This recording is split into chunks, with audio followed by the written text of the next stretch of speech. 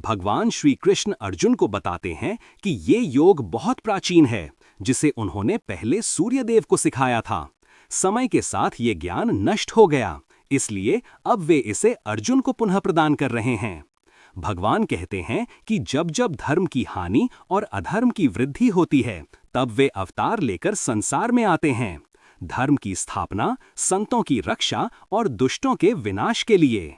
वे बताते हैं कि जो उनके दिव्य जन्म और कर्म को सत्य रूप में जानता है, वह मरण के बाद पुनर्जन्म से मुक्त होकर मोक्ष को प्राप्त करता है।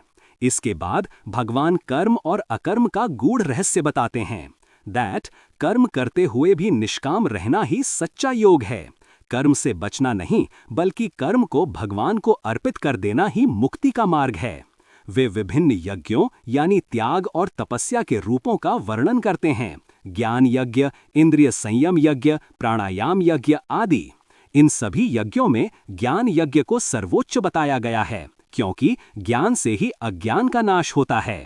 अंत में भगवान कहते हैं, श्रद्धा, विनम्रता और सेवा भाव से गुरु के पास जाकर ज्ञान प्राप्त करो, क्योंकि ज्ञान से बढ़कर कोई पवित्र वस्तु नहीं है। ज्ञान से मनुष्य अपने सभी संदेहों को काट देता है और आत्मा के प्रकाश में स्थित हो जाता है।